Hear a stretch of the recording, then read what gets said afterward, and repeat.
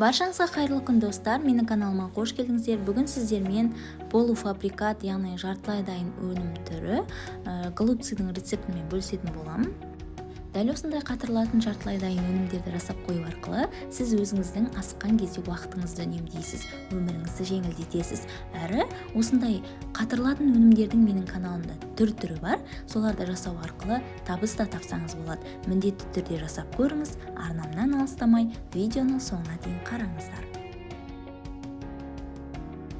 Ең алдымен капустаның осындай ортаңғы бөлігін, қатты бөлігін алып тастаймыз.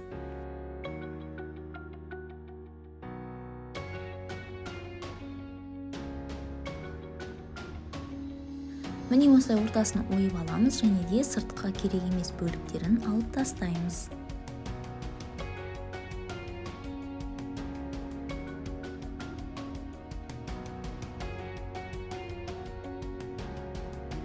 Капустамызды кастрюлемізге салып қайнатамыз.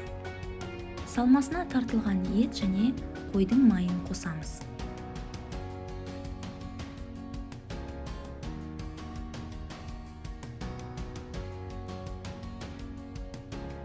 Құрамына қосылатын пиязымызды ұсақтап турап аламыз.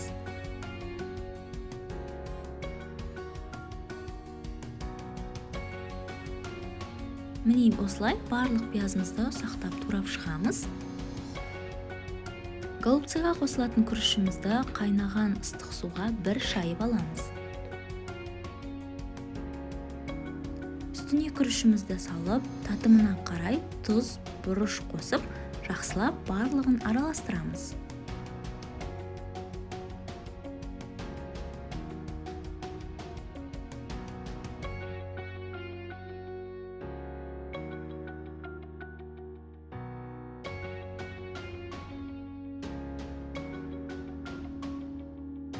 Міне голубциіміздің салмасы дайын болды. Суда қайнап жұмсарған капустамызды осылай бір-бірлеп даралаймыз.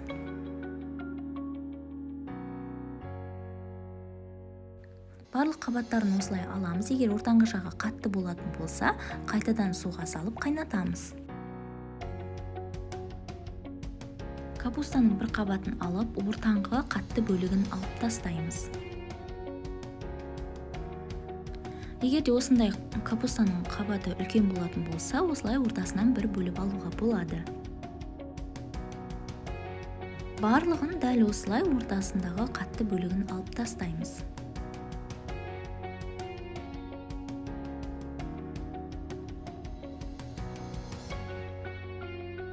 Голубциімізді жасауға кірсеміз, бір ас қасық көлемінде салмасын салып, бір қайырып алып, екі шетін біріктіріп, орап шығамыз.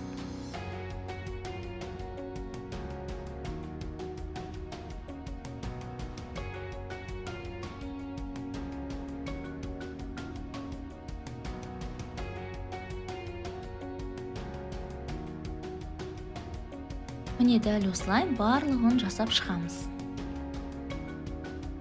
Қатыратын ыдысымыздың бетіне осындай пергамент қағазын төсеуге кеңес беремін.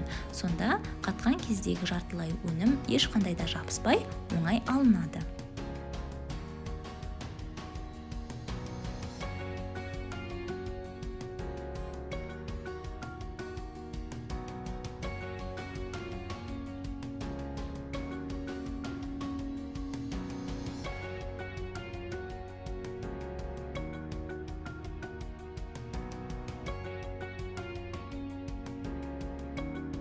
Барлығын осылай салып шығып, мұздатқышқа қатқанша қоямыз.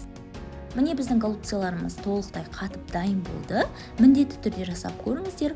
Осылай толық қатқаннан кейін салафанға немесе бір реттік ыдыстарға салып сақтасаңыздар болады. Сіздермен болған Кәмшат, менің каналыма тіркелуді ұмытпаңыздар.